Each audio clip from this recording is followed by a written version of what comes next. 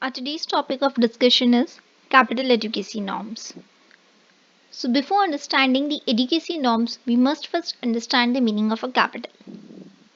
Capital is a source of funds and not a use of funds.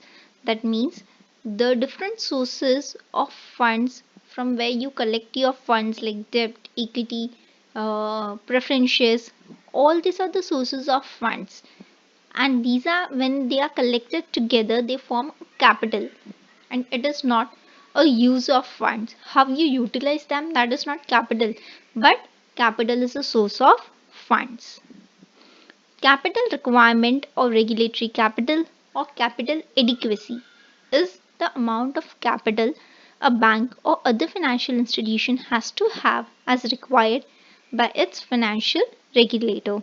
That means every financial institution, company, or bank, or any of the existing firm must have this capital adequacy, which means that this much capital is must to run that particular company, firm, or bank as it is suggested by the regulator.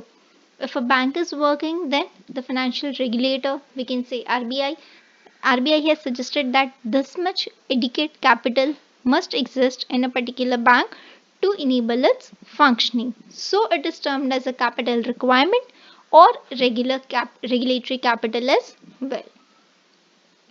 It is usually expressed as capital adequacy ratio of equity as a percentage of risk weighted assets.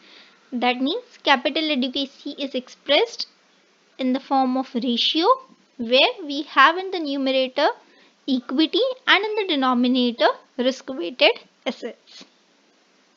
It ensures the financial institutions do not take on excess leverage and risk becoming insolvent.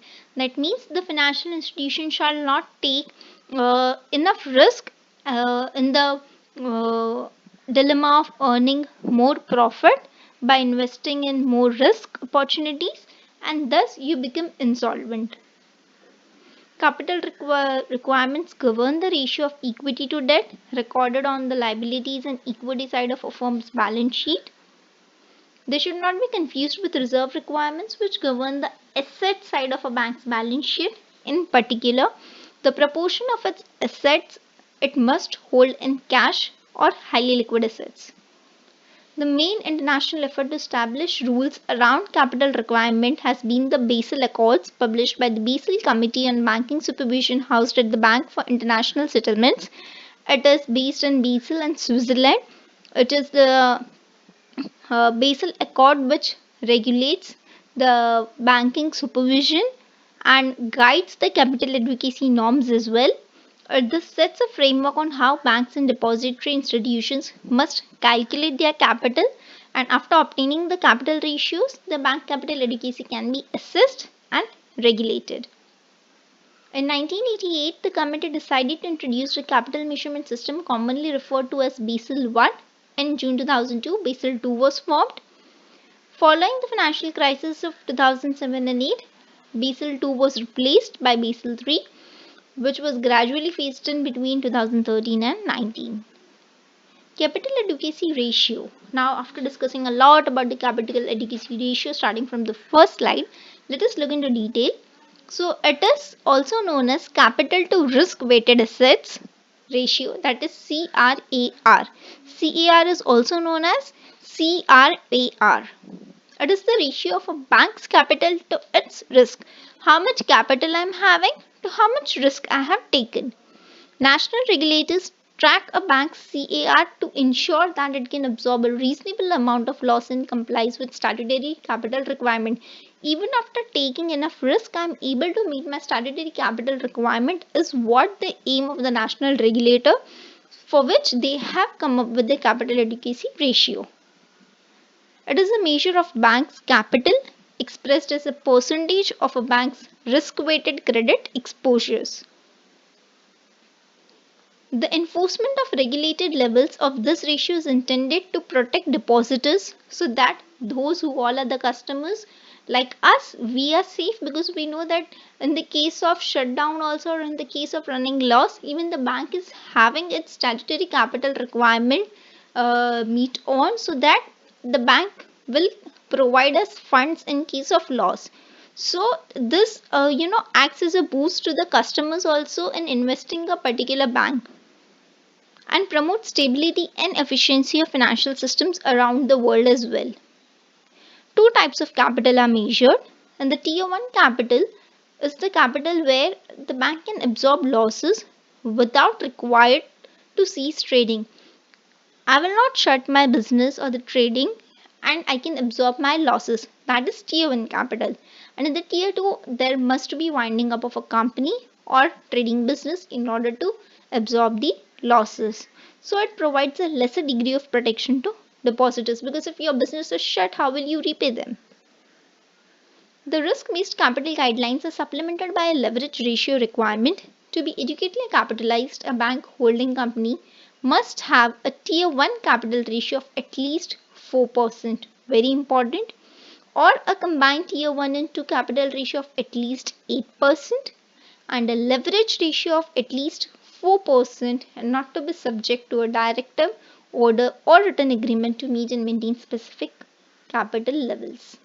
To be well capitalized, a bank holding company must have a tier 1 capital ratio of at least 6%, combined tiers ratio must be at least 10%, and a leverage ratio of at least 5%, and not subject to a directive order or written agreement to meet and maintain specific capital levels. So to be adequately capitalized, the ratios must be 4, 8 and 4, but to be well capitalized, the ratios must be 6, 10 and 5, that is 4 to 6 2% increment, 8 to 10 2% increment, and 4 to 5 1% enhancement. The tier 1 capital ratio is the ratio of a bank's core tier 1 capital, that is its equity capital and disclosed reserves, to its total risk weighted assets. It is the ratio of bank's core equity capital to its total risk weighted asset, that is RWA. It is a key measure of a bank's financial strength and has been adopted as a part of Basel III Accord on bank regulation. It is primary funding source of the bank, which holds nearly all of the bank's accumulated funds. These funds are generated specifically to support banks when losses are absorbed so that regular business functions do not have to be shut down. The major components of tier 1 capital are equity share capital, equity share premium, statutory reserves, general reserves, special reserve under section 36(1)(8), and capital reserves which are other than revaluation reserves. Coming to tier 2 capital, which is the second layer of the capital that a bank must keep as a part of its required reserves. The tier 1 is comprised of revaluation reserves, general provisions, subordinated term debt, and hybrid capital instruments. There are two levels of tier 2 capital, that is upper level and lower level capital. A general provision is created against losses which have not yet been identified. The provision qualifies for inclusion in tier 2 capital as long as it is not created against a known deterioration in value. The general provision is limited to 1.25% of risk-weighted assets for banks using standardized approach. There are two approaches. First is standardized approach having 1.25% of risk-weighted assets, and second is internal ratings based approach, which consists 0.6% of credit risk-weighted assets for banks. As a general provision, hybrids are the instruments that have some characteristics of both equity and debt. So provided these are close to equity in nature, they are able to take losses on the face value without triggering a liquidation of the bank that may be accounted as capital. So all these terms, general provision, hybrid instruments, are the components of tier 2 capital, which I'm explaining in general, giving you an overview. Then here is perpetual preferred stock, which carries a cumulative fixed charge. These are also hybrid instruments. Cumulative perpetual preferred stocks are excluded from tier 1. Subordinated debt is a debt that ranks lower than ordinary depositors of the bank. Only those with a minimum original term to maturity of 5 years can be included in the calculation of this form of capital. They must be subject to proper amortization arrangements. Here is a chart which shows you the formula of CAR, which consists of tier 1 capital plus tier 2 capital upon the risk weighted assets. Common capital ratios that we have discussed earlier. So it is explained you in this chart format. So very first ratio, that is capital ratio, consisting of common equity tier 1 upon credit risk adjusted asset value, which is greater than or equal to 4.5%, that was ranging between 4 to 5%. Tier 1 capital ratio consists of tier 1 capital upon risk credit risk adjusted assets value, which is more than or equal to 6%. Tier 1 and tier 2 combined consist of more than or equal to 8%. And leverage ratio consists of tier 1 capital upon average total consolidated assets value, which is equal to or more than 4%. So the questions for today are: tier dash can absorb losses without a bank being required to cease trading. Very easy. And name the components of tier 1 and tier 2 capital. Next, tier 2 capital, which can absorb losses in the event of winding up and so provides a higher degree of protection to depositors. The statement is true or false. Do answer all these three questions in the comment box. I hope you enjoyed and learned a lot through this video. Stay tuned for more such videos.